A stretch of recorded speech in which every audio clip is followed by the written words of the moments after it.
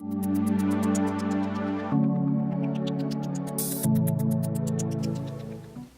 good, everybody? It's Rob with RP3 Tech Reviews. I'm back with another video. I'm here to give you my 1-week assessment of the GPel Temper Glass for the Galaxy S9 Plus. Now, this temper glass has a real easy way of installing it. It does come with a frame that you will fit around the actual phone, which helps line up the temper glass when installing it. So it was real clean, easy installation, had no problems. The only problems that I did have with screen protectors, especially temper glass ones for curved screens in the past, was I always thought there would be gapping, major gapping between the screen itself and the actual display.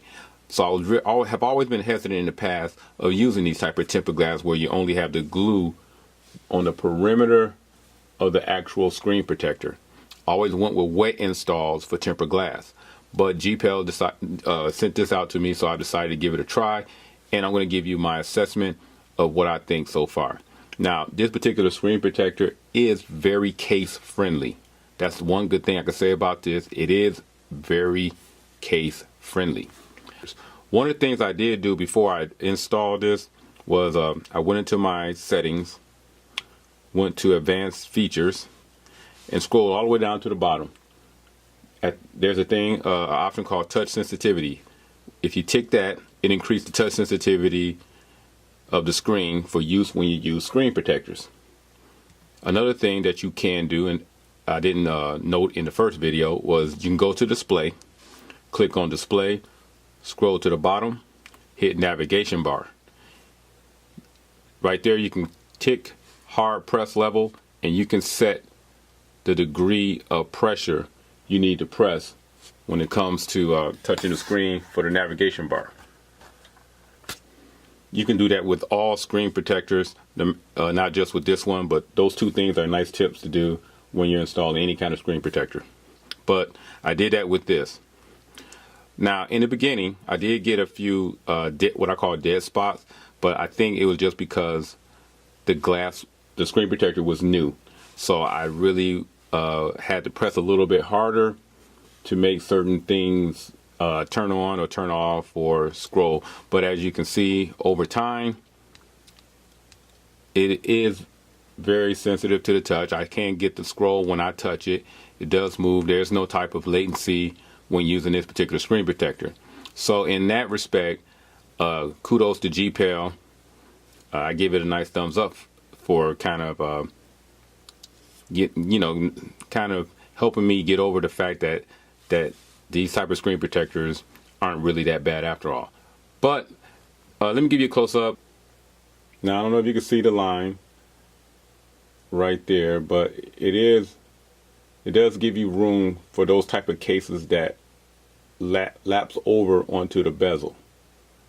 Also, the screen protector does not fall completely over. It does leave a little small space between the actual frame and the screen protector itself. Now, I learned that's a good thing. So, because when you place a case there, it levels everything off and you don't feel the actual edge of the glass. It adds a little symmetry from the case and the glass meeting. So it makes things like your edge feature easier to activate. Check out the bottom. See where the temper glass stops.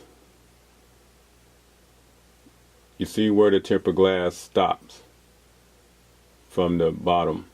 And again, that's the aid in the screen protector being case friendly.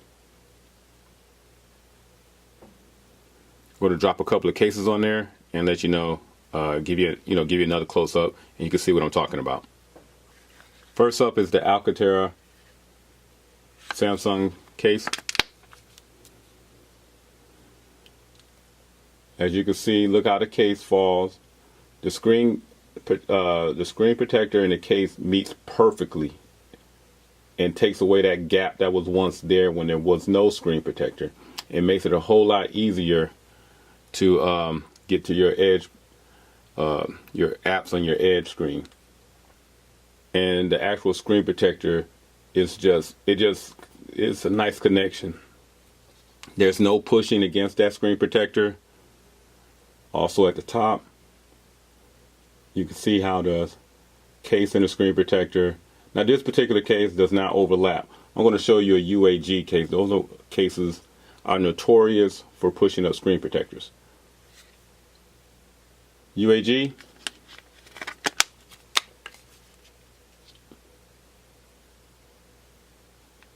Works really nice. As you can see how the UAG and the screen protector goes together really nice. No problems. Check the bottom. Perfect fit. In the past, UAG would actually push up this screen protector and it'll start gapping in the corners.